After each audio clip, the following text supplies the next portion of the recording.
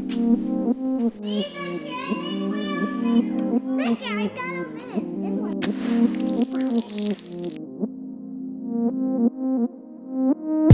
happening today, boys and girls? We're coming back at you again with a 5-minute review, but it's actually going to be probably closer to 10 minutes in that range because we're reviewing two things today, and we are doing our very first broadhead review, and we're comparing two single bevel broadheads. We have actually three technically, but two companies. We have Kudu and we have the A2 broadhead by Sawtooth Outdoors, which is actually the A2 broadhead stands for Anarchy 2. So the original makers of Anarchy kind of, anyways, Sawtooth took over, call it A2. Don't be confused with A2 steel. It is a spring steel, but it's still strong steel. It's just not A2 steel.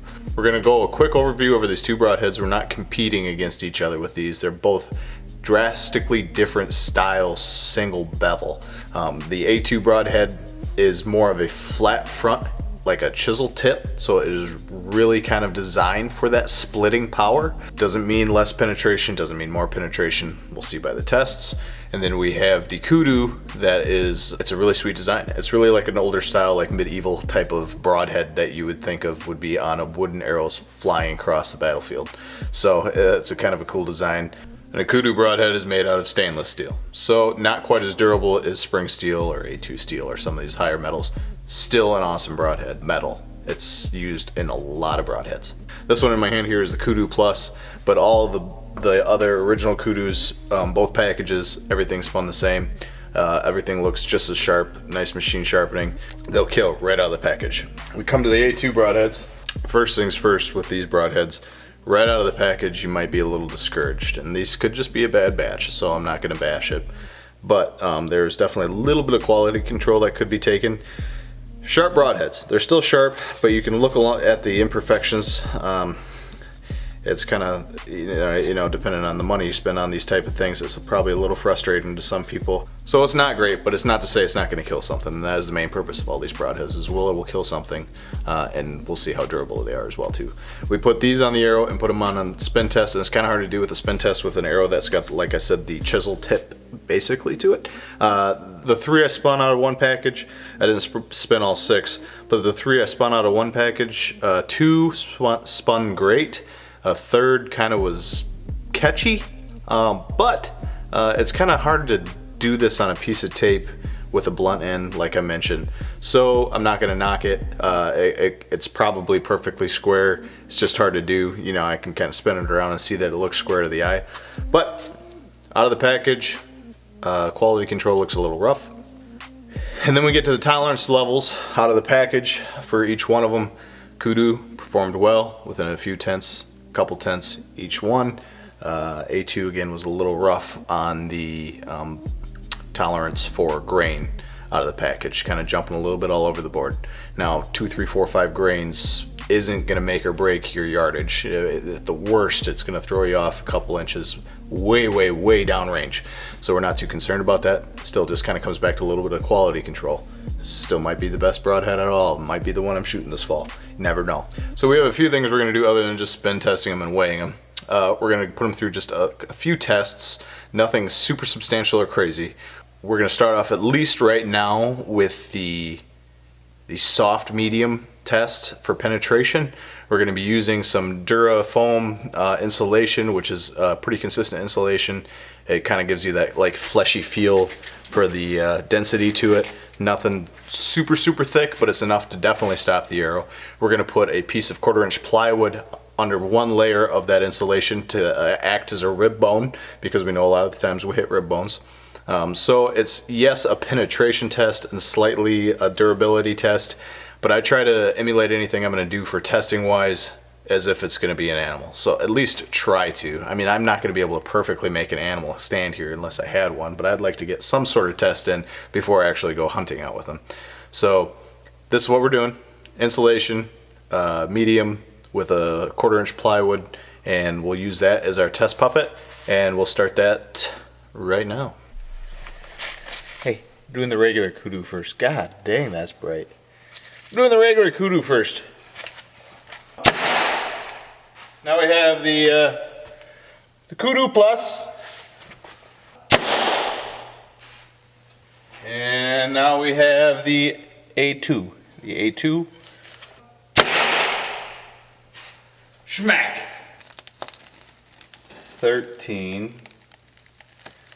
And we have our Kudu here, which looks unscathed, but we still penetrated. 13, 20, 21. Still have some of the original Kudu here. At 23, we have the A2, the original Kudu, and we lose the A2. So 25 sheets, and we have our Kudu Plus. 27. Alright, so medium test.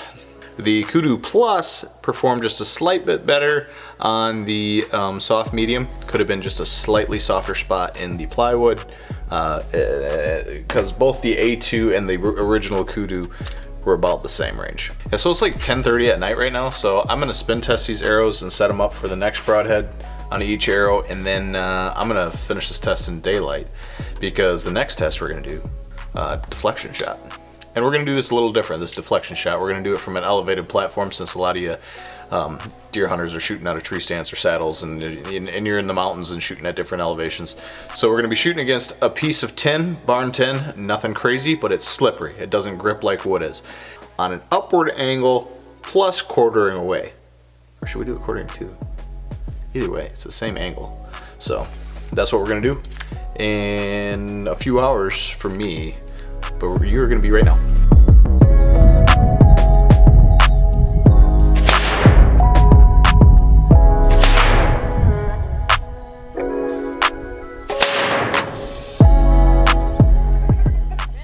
I'm not gonna lie, that hole's more impressive than the other two. The A2 is? Yeah. Yeah, okay, so I wasn't really expecting much of a deflection, just because first of all it's 10, it's nothing crazy, and I don't really have anything behind it, like wood-wise. I just got a black target behind it.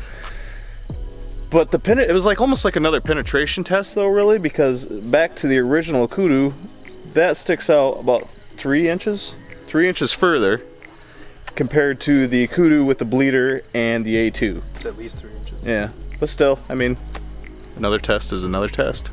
Kudu original, Kudu Plus, A2. Both the A2 and the Kudu Plus, more penetration. And I don't know, it's still a good hole there.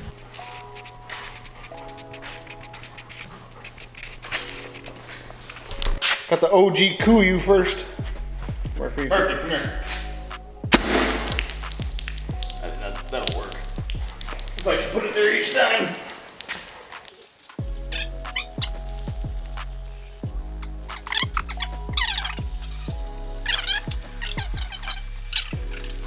Kudu Plus, basically the bleeder. That's what the plus is. Pretty close. Oh, that does way better. Way better. A2. A2, Brutus.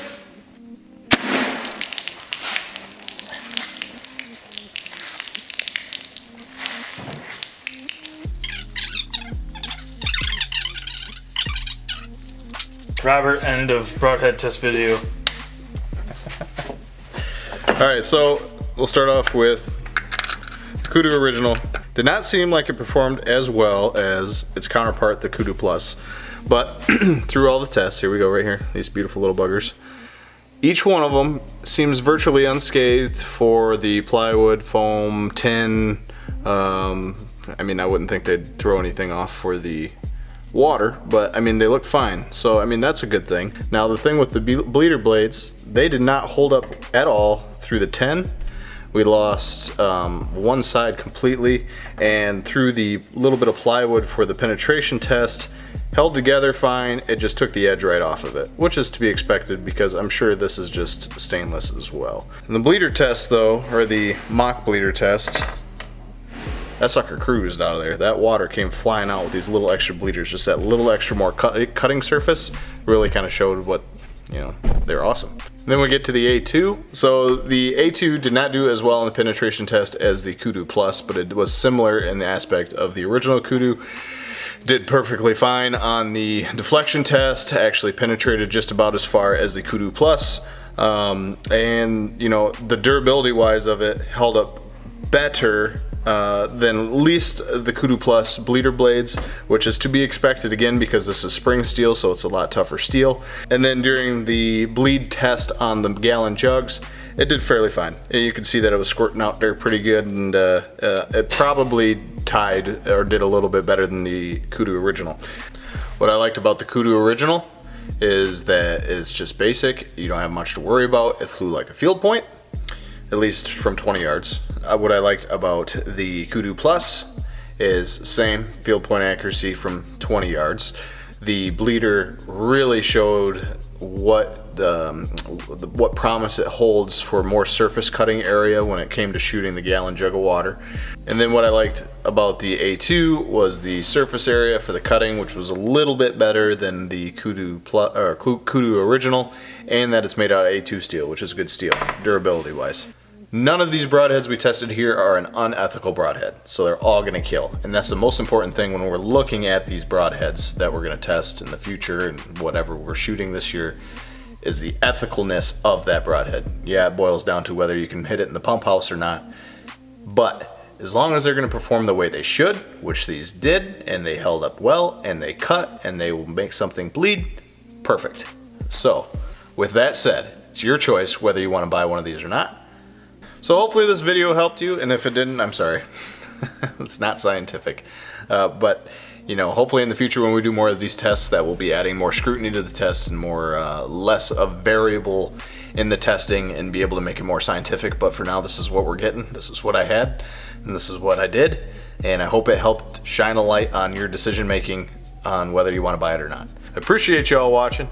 I hope you guys have a fantastic hunting season, and this help you make a decision, you know, whether this is an ethical broadhead, ethical enough for you. If you feel like hitting that subscribe button, go ahead and hammer down on that subscribe down below, and maybe hit that bell button just so you keep getting updates. But if not, no worries. We'll catch you all on the flip side later. Gotta go. See you tonight. I'm going to bed. Catch you later. Oh wait, here's a blooper from Ryan. Penetration, it did do better, excuse me, it didn't do as well as... That was perfect!